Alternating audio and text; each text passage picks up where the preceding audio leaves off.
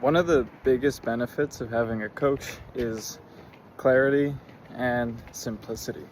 So the number one thing that athletes struggle with is there's so much information out online that there's a million ways to skin a cat. And when people don't have a concrete plan for themselves and they see, well, this works for this person, this works for this person, this thing works for this person, it's just too much information and too many different things that it seems like you have to keep track of in order to be proficient in your sport.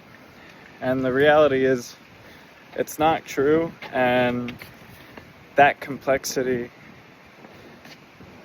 is a major mental toll on any athlete, especially those beginner and intermediate athletes who aren't likely set up with a coach or aren't likely set up with a plan or experience that tells them that this works for me.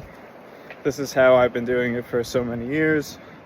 And that data is adding a certain level of comfort behind the work that I'm doing day in and day out. Now, when you get to long distance racing, like an Ironman triathlon, that level of mental toll is just amplified because it's something that you've likely never done before, and it's something that is of such a volume that you're going forward without knowing if what you're doing is going to work when you get to race day.